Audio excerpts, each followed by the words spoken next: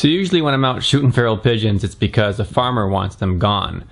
But I have been experimenting with more and more recipes with this bird. It's true that by their very nature of the meat, they don't taste quite as good as dove, but the meat is certainly palatable, and if you find the right way to prepare it, it can be darn good. It lends itself really well to pies and casseroles and this kind of thing. And I've always made it clear that I like to mix up my diet as much as possible, especially when it comes to meat. I mean, pigeon, dove, rabbit, squirrel, duck, goose, pheasant, grouse, quail, deer, elk, moose, buffalo.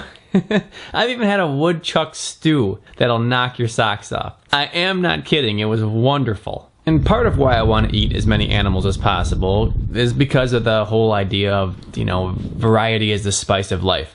But also because I think nutritionally it's probably better for me. You would never limit yourself to 3 vegetables. Yet in the United States we pretty much limit ourselves to 3 meats. You got cow, pig, and chicken. And maybe an occasional piece of cod on a Friday night. Let's get back to the video here. Now this building I know always holds about 12 pigeons. That's its carrying capacity. If I shoot 6 out of it, 6 more will show up the next time I'm there. It's kind of the Hilton of the local pigeon population. So I can kind of tap into this source a lot. And the first step I need to do though is get in there and flush them all out. But on this day I was surprised to see that there are no pigeons in here. So that means that they're out somewhere else. In the wintertime, food sources are more localized. So they'll travel a long distance to get to a food source, which means that they're frequently not home as much as in the summertime. Summertime there's food kind of just everywhere and they can stay closer to home. Wintertime they gotta travel for it. Well, no sweat. I got the right gear on, so I certainly have it in me to wait them out. Sneak around the backside of a barn here where I can be reasonably well hidden from them. Obviously the gear I have on, the winter camo, helps out as well. I'm prepared to wait for hours, but a bird shows up within about 10-15 minutes. I line up on this guy, and the wind's blowing left to right a little bit here. I'm shooting a .25 caliber, which bucks the wind pretty well, but I still got to compensate a little bit. So I got to hold for about maybe an inch, inch and a half on this guy. The kill zone that I'm aiming for is right here. But right as I take this shot, he turns away. Now, normally this is a bad thing when a bird moves right before the shot, but this guy actually just pivots the kill zone. The kill zone stays in this exact same spot. Pellet enters right in his back, exits out here. You can see the pellet zinging off here, and the shot was clean through his heart and lungs. It was an absolute anchoring shot, and so much so that the bird didn't even fall off the roof. He stayed up there. I'd have to go get him later. But after this one bird, and then the wait did kick in, and I probably waited another hour and a half, 2 hours, and I saw nothing. I figured the birds just weren't going to be circling back during the course of the day. They probably were going to be out until sunset, in which case they all come back to roost. So I decided to go kill some time and knock down the house sparrow population at the farm. Birds aren't reproducing and nesting in the wintertime, so any bird that you can kill right now is one less that will be reproducing in the springtime. Winter's a great time to cut numbers down. So I'm walking back to my truck, and it happens every darn time. Right as I'm about to leave, I see a bird circling around, approaching the barn. Clearly he's come in to land. And the bird doesn't land close though. He doesn't land at the nearby barn where he lives. He lands on the further barn away. About 90 yards. And so I give him the holdover, hold off for the wind as well.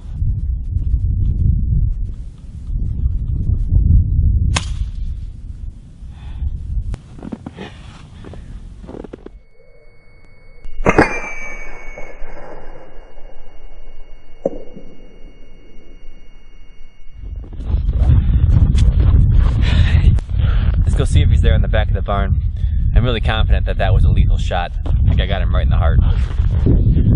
As expected, I hit him solid. And that's great, but that means now there's two pieces of meat on the roof. So, it's time to get the ladder. I'm not gonna film that because that's just bad mojo to me, climbing a ladder in the snow. So let's circle back to the farm, do some sparrow blasting, and then as dusk starts to fall, we'll come back here and see if they've come back into roost. Okay, normally I'd hide behind that pine tree right there, which is about 30-35 yards to the sparrow conglomerate. But I realized when I got out here, this scope is a 50-yard parallax, 50-yard minimum parallax, which means that I gotta get 50 yards away from it, otherwise everything's all blurry. Even then, I don't think I'm quite 50 away, or maybe the scope is maybe 60 yards parallax minimum. Things are still a bit blurry. So I am going to take a couple shots at the sparrows through the scope camera, but if the footage is subpar, not too good, I'm just going to stop altogether, not waste your time watching lousy footage. So clearly the minimum 50-yard parallax on the scope definitely has its drawbacks, and anything less than 50 yards really shows that you need to have a scope that can focus down to 10-yard parallax to really make these shots. So scrap this idea. This scope just isn't meant for this kind of work. So I'm gonna stop with the scope camera, save my batteries, turn that off, spend an hour and a half here greasing more sparrows, and then we'll go back to the farm and see if the pigeons haven't come home.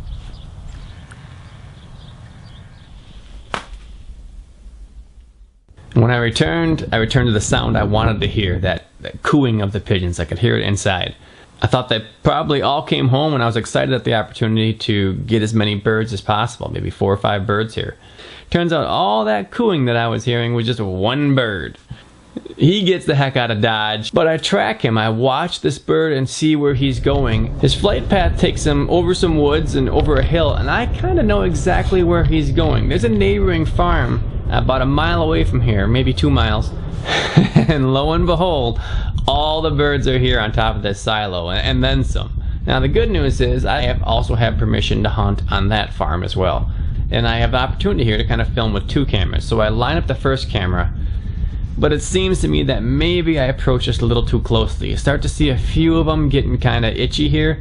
So I decided to forego the scope camera because I think it was going to take too much time before these guys just get a little too punchy and get out here. It only takes one of them. One of them flies, they're all gone.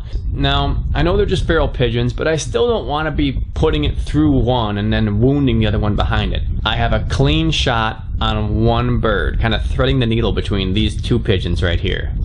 I was going to take the shot on the one on the far right, but then I realized there's actually a bird even behind him. So I line up on this bird right here who has no one behind him, and he gets hit cleanly. Here it is right now. All the birds erupt up high, and the bird that I shot is taken off low here. He actually didn't get far at all, maybe 20 yards off the silo, and then dive bombed over here into the trees.